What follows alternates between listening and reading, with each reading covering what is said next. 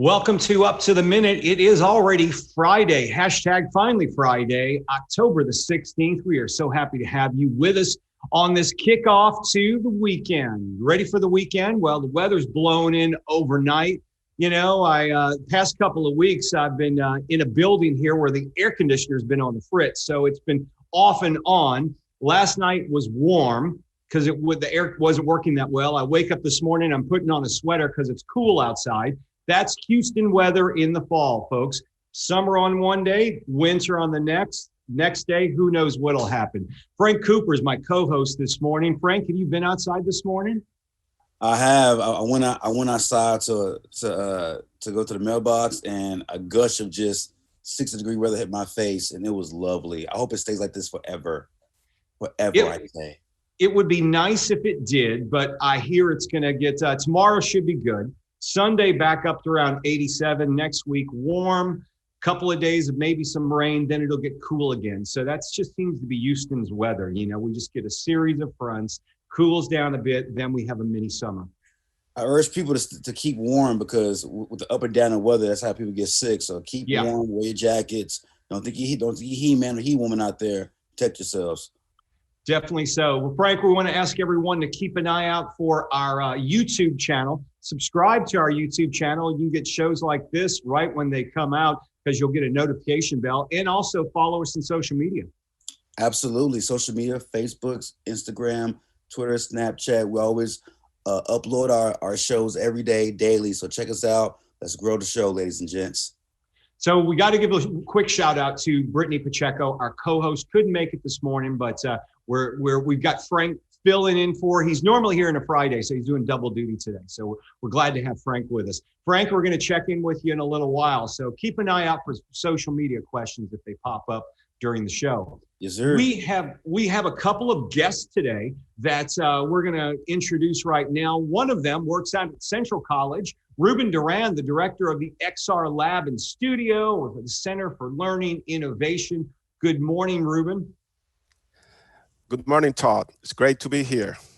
We are glad to have you with us. We're going to hear all about the XR Lab coming up in the show. Stand by if you would. But it's Friday, and that means an appearance by Dr. Jimmy Adams. You may know him as the College Operations Officer for the Northeast College. We know him as that and our resident poet. Good morning, Dr. Adams. Glad to have you with us on this Friday. Good morning, everybody. Glad to be back again on a Friday. You know, you always give us updates as to what's going on at the Northeast College. I know you got students back there, labs in full swing with some students returning to campus. What's an update with what's happening out there this morning? Yeah, well, I think since we had a week, kind of to test the waters, and, it went pretty well, actually, the reopening this week, and didn't have a whole lot of hiccups, but everything went pretty smooth. We put in place a new screening tool for everyone to use, and I think that helped a lot. A lot of classes back, in swing. Everybody now is getting prepared for the spring semester, believe it or not. But right now, we had student services, testing and some financial aid. We've got the cashiers back now. All of the virtual lobbies and all of those things are rolling. So we're doing pretty good. Dr. Adams, I want to ask you this. I know you have screening that we've been talking about. When people go on the campus, they need to enter through one entrance and they are screened. How is that going? Should people still arrive early before getting to their classes or their lines for the screening? How is that working? It works pretty, if you've got a class that's starting at 7, we try to get there, about 6:30 so that students could show up early if they would like. Everyone now is sent a QR code every morning. So we're streamed daily. You fill out that, you get a QR code. When you show up to the building, you show up at the screening site, you present your QR code, and then you're logged in, and we take your temperature, and if there's no red flags, you move on to your class. So it would be good to kind of get there a little early so that, with the social distancing, it takes a little bit longer to get, get streamed and get into to your class. Well, Dr. Adams, I know you're here for your poem that you have for us this morning. And this is a poem that's called Incarcerated Blues. Maybe you could tell us about it, a bit about it, and before you get started.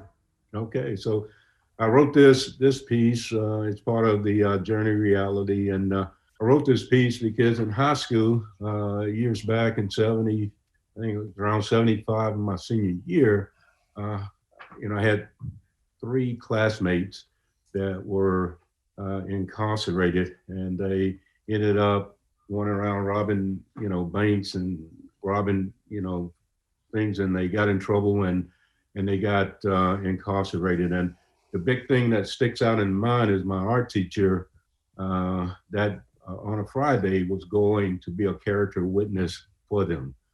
And, the reality of being incarcerated, you lose all your rights. Yeah. And I know I came back, came to Houston in 80, and I had gone back, I think, for Thanksgiving or something. And I saw one of my friends out downtown.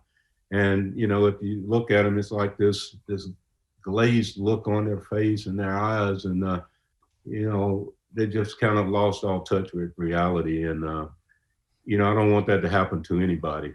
And, I grew up in the projects and, not a real rough part, but I did grow up in there, and there were a lot of bullies. And one of those that got incarcerated was a bully. Right. And, but I wrote this piece to let, people, especially Black males know you got choices and wrong from right. You make the wrong choice and you get incarcerated, this is what you're going to be up against. So, I bring the reality of the situations, and this piece is about that. Well, why don't we go ahead and get started, Dr. Adams, with Incarcerated Blues. All right. Okay, cue the music, Nick. Statistics verify an alarming reality.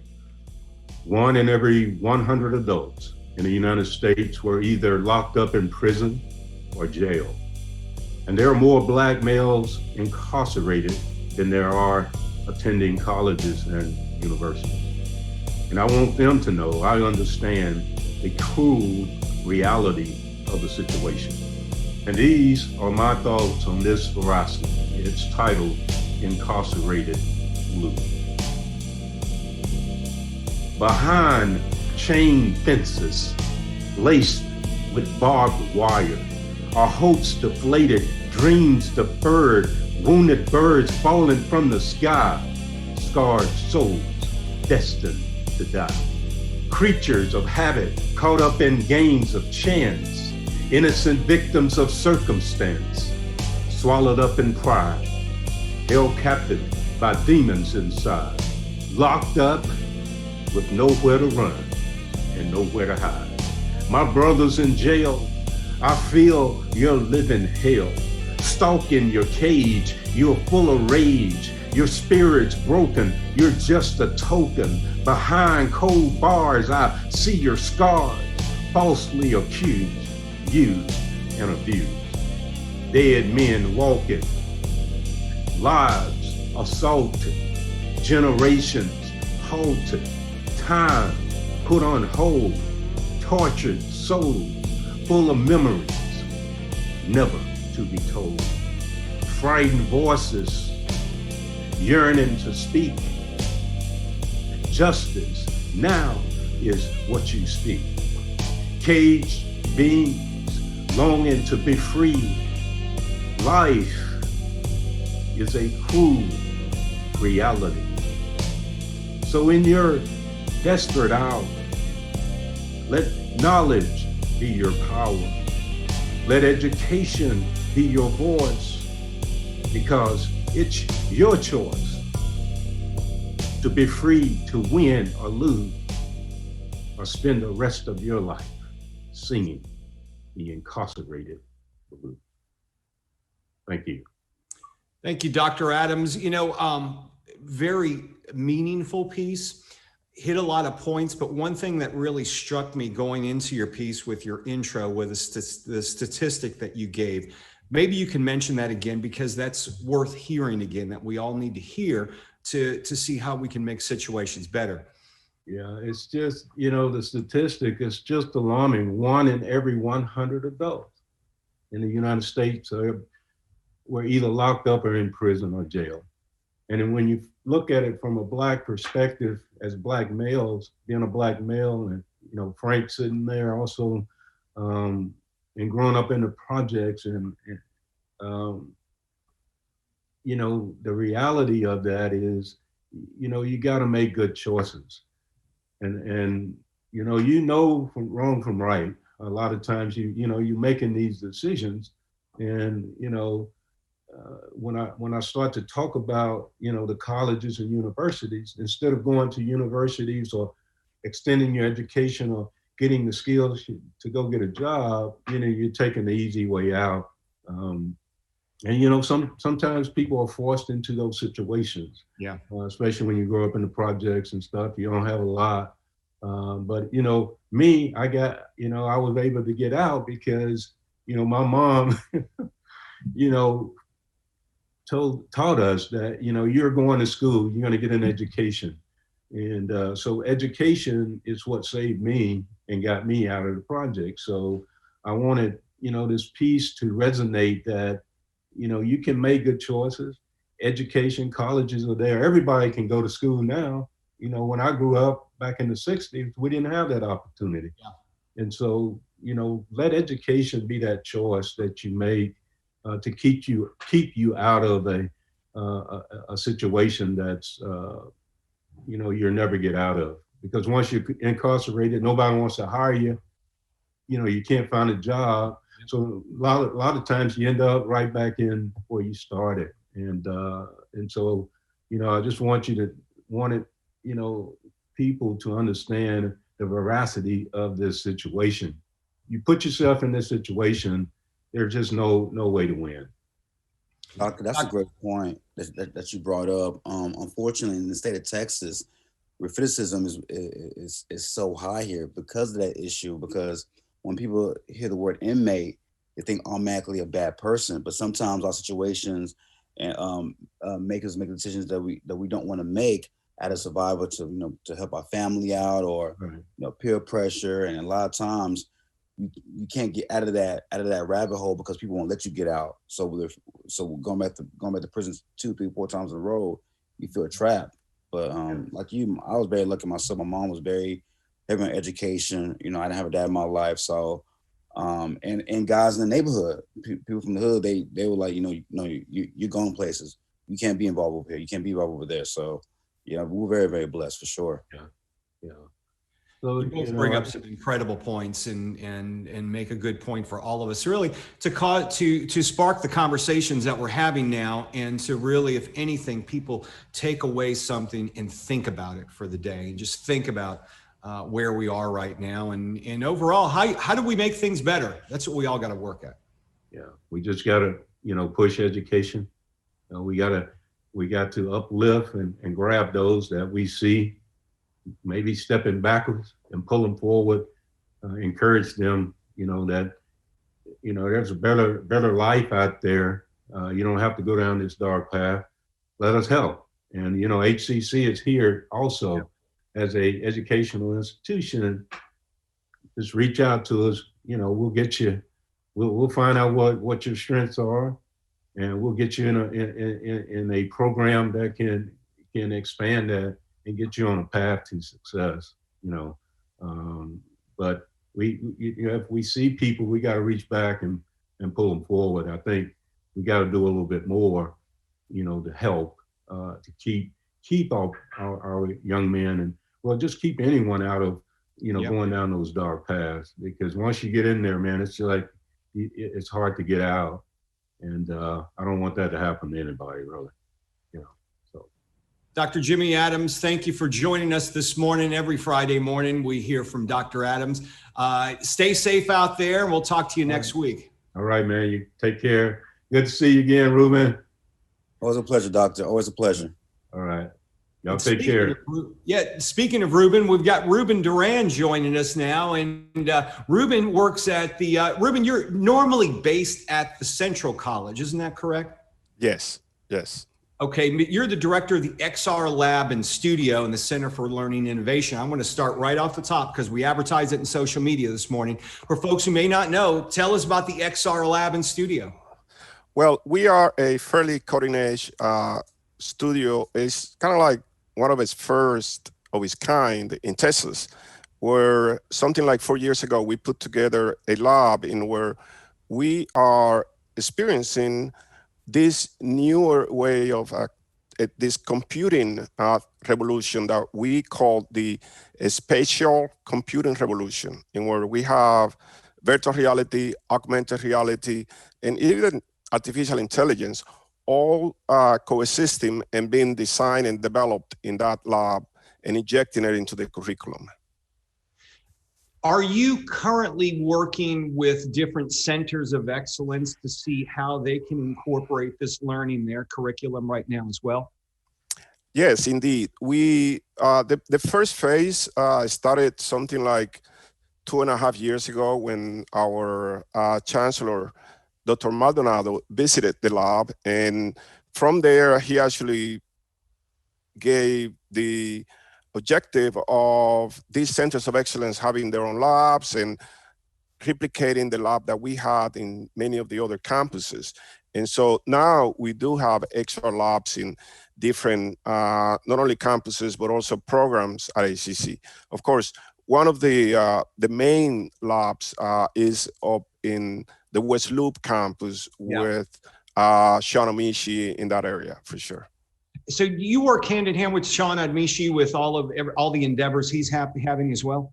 Yes, we've been collaborating with Sean per the instructions in where Dr. Borillo and Dr. Siddiqui had been collaborating at that level, and then invited us to also collaborate at our level in how we use virtual reality in instruction. So if a student's watching right now and they say, yeah, virtual reality is cool, I love it in my video games, AI is great, but how's that going to help me with my studies? What would you tell them? So I would tell that virtual reality has an incredible capacity for many of the things that we do to improve on many of the things that we do, in where you are immersed in different aspects, not only of your education, but also as a citizen in our society. And so the main work that we have been doing out of that area, and goes back to what Dr. Adams was referring to when you talk about incarceration and so on, where we, as a community college, we take that community part very serious. And we had been working with our community for a long time in the area where I had been privileged to be, which is the Third Ward area where Central Campus is located. Yeah. And so in that area, we had been partnering with institutions such as the Center for the Healing of Racism. And we are working with them to allow people that are visiting the lab with them and creating workshops in where our community can actually experience empathy through these technologies. And so if you are able to experience empathy and you are able to experience different other learning outcomes, if you were, let's say, a student with disability, then we think that pretty much all of our community of students can benefit from virtual reality. And that is a testament to how we are working with many of the different subjects, such as the health sciences and STEM and many, many different areas. Reuben, you have a presentation called VR for Good. Maybe you can tell us a bit about that. Yeah, that presentation deals with the work that we have been doing for 2 years. Like I said, the center is one of those. We have been also partnering with a community organizations like the Center for the Advancement of Mexican American, and many others in where we are bringing them to the lab, and we are participating in virtual conferences. Like tomorrow, for instance, we have a 2-hour session in the Center for the Healing of Racism conference, in where VR for Empathy will be a 2-hour session. So we're like highlighted feature, if you will. And then for VR for Good with the West Houston Institute, in where we will be talking to students as to how they engage themselves in this new technological revolution that we call the spatial computing revolution. How do they learn to work with these technologies to create applications that make us better humans in many ways? And we want to engage the students. Not only we are losing many of our students to states like California and so on, from many of the programs that we have in Texas, but also to make them work and have a really basic understanding of how they create virtual reality and augmented reality applications that in many ways make us better humans and make us understand each other better. Reuben, I know you and your department, Shawnat Mishi out there at the West Loop, and the presidents of your colleges respectively, have been working on these initiatives for years now. This isn't like we just started this.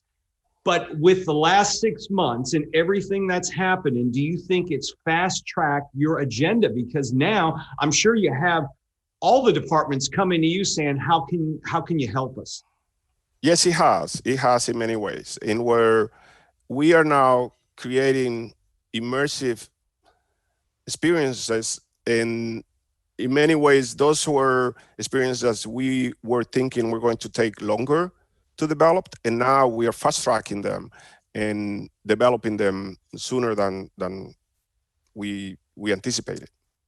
Well, that's always good news, you know, when you can get everybody on board, I guess out of desperation with what's happened over the last 6 months. I mean, we're all functioning virtually in this new world. Reuben, I want to thank you for being here. And I've got to say something, because when, you know, at HCCTV, we try to be cutting edge, but a lot of the times behind the scenes, I'll go to our engineer, Chris Bourne. If we don't know how to do something, we ask Reuben Duran, say, well, we don't know how to do that. So let's reach out to Reuben and see if he can give us an idea for it. And we always appreciate you enlightening us with some great ideas. Thank you. I think the feeling is mutual, and we have been collaborating for a long time, and we hope to continue to do so for sure. Thanks, Reuben. We appreciate you being here. We're going to have some pertinent links to Reuben's programs in the social media post for this show. So if you're interested in AI and VR, well, guess what? HCC is the place to be, and we'll have all the information in the links. Thanks again, Reuben. We'll see you soon. Thank you, Todd.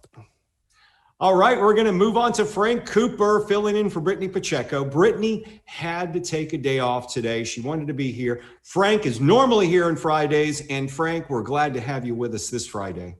So it was a pleasure, Ty. And, you know, Fridays are a great day for me. It's the end of the week, and I get to see you guys, so it's awesome. Yeah, so before we get to the HCC news and announcements, you know, today's a good example with the show we had today, how we can start in one direction and kind of veer off in other directions because it sparks a discussion. And with having Dr. Adams to kick off the show on Fridays, we kind of do that, especially today. Absolutely. Like, and not only we do the show to, you know, talk about news and what's going on, it's always great to learn something new, and it's always great to have perspective. And I think when it comes to, you know, things like his poem, to start that kind of the conversation, people can learn. If it's one person watching, gain a new perspective and learn something new about social issues and how to be more aware and how to help their fellow man and fellow woman, I think we've done our job. I have to agree. Absolutely, Frank. Okay, I want to talk sports. Let's save that to the end of the show, but let's go through some announcements right now. Filmmaking series is happening on Wednesday, and this is HCC's Visual and Performing Arts Center of Excellence. It's a free series, and they've got something happening next week, Frank. Absolutely. So Wednesday, October 21st from noon to 2, registration is required. So for more information about that, go to email michael.cohen, Cohen as in Nathan, at hccs.edu for more information. But the free virtual workshops and Sharon's independent producer of those workshops. If you're looking to keep fit during this shutdown, during the lockdown, during quarantine, we've got the solution. We've been talking about this, it seems like forever. Today's the day. Twerk Out. Twerk Fitness is happening today with the V Sisters, Frank, and that's happening today. Also next week, a couple of other exercise activities as well through recsports. Absolutely. So next Monday we have deep stretching. Tuesday and Thursday we got Zumba and boot camp. Friday, of course, the twerk fitness. So for all the information, email christian.andrews@hcs.edu, subject line twerk, stretch, Zumba, or boot camp. All the information will be added to the post after the show. And Rec Sports is having a very important discussion. It's going to be next week, and it's called Diversity in Sports. And it's a virtual discussion on the current states of the sports industry, and will include information on mental health in sports, COVID-19, athletes using their platform to protest, and Special Olympics. Giveaways are available. For more information, you can email sports@hccs.edu. Suicide prevention training, also a very important subject, Frank, that we all need to consider. Absolutely. So the mission is to reduce suicidal behavior and save lives with innovative, practical, and proven training. So there'll be several student sessions. The next one is 2 p.m. Friday, October 16th, which is today. Only one faculty staff session. 10 a.m. on the 27th on a Tuesday. Space is limited though. RSVP is required. Email roman.alvarez@hccs.edu or tamara.petty@hccs.edu. Again, all the information will be added to the post after the show is over with. Are you interested in gardening at home? A lot of folks have taken that up during the shutdown. Just go over to Home Depot and look at the lines there. Even when everything else was closed, Home Depot was open and everybody was planting stuff. Well, you can learn how to garden efficiently virtually through HCC Northwest Community Gardening Workshops. They're having a workshop on container gardening at home, and that's happening Monday, October 19th from 10:30 to 11:30. For more information, we'll have the link in the post of this show. And there's a couple of things going on, Frank. I want to jump to the All In for HCC campaign. So let's scroll down to that, because that's underway right now. We all need to take that into account if we're faculty and staff. Absolutely. Hold on. Do we have that in there? Let's see. I thought we did. Well, All In for HCC is our annual campaign, and it's for faculty and staff to contribute money to the foundation. And if you'd like to donate for that, now's the time to do so. You can set up for payroll deductions. It's very easy to do so, only takes a few moments. And they'll take money out of each paycheck. That money will go to foundation scholarships to help our students during these times, really during any time, to get money to pay for their colleges. So we'll have the link to that post in this show as well. A lot of things we're doing virtually, Frank. We got virtual open houses. We've also got virtual lobby available for our students. You can get that information and get your questions answered. And before we get to next, real quickly, Frank, if you've got a game this weekend you are watching, what's that going to be? Well, definitely Alabama, Georgia. I'm very excited about that. Yeah. I know, unfortunately, Nick Saban caught COVID and athletic director too. But I do want to see that game and see how those teams match up. Georgia has not beaten them in a while, and they come close every single time, and they always find a way to falter towards the end. So I'm looking forward to that. And also, I'm looking forward to this Sunday with the Texans. I want to see how they bounce. I want to see how they look for the second straight week with Roman Cornell at interim head coach, and see if they can keep it going. And they're playing the fake Oilers this week. So that's always interesting. And guess what? Hey, if you were sleeping this year, apparently they're good. The Titans apparently are good this year. You're going to start beef, man. Someone call them the fake Oilers. They are the fake Oilers. Yeah. All right. Well, that's just the way it goes. Hey, Frank, thanks for joining us today on the show. And thank you for being here on Monday. We've got Joel and Saucier, Executive Director of Financial Aid. She'll be talking about the CARES Act, which is available for our students. And also we've got Helen Graham on the show. She'll be talking about the journey to today, 100 years of women's right to vote. All that and more Monday here on Up to the Minute. Thanks for you being here, Frank. We always appreciate you joining us on the show. It's always a pleasure, man. People don't realize, man, Todd has he's busy with so many different things all at once. So to keep everything together and have this show going for over a year now, right, Todd? Yeah, we've been doing this for a little bit over a year. Yeah, but man. this is the fun part of the day. Great job, man. This was a great idea, making this a show for him, man. I'm having so much fun on the show. Well, this is the fun part of the day. And then we get down to the real work after the show's over. We start the meetings, and more meetings. So that's how we go. Frank, thanks for being here. Thank you for joining us on Up to the Minute. We'll see you live Monday morning at 10 a.m.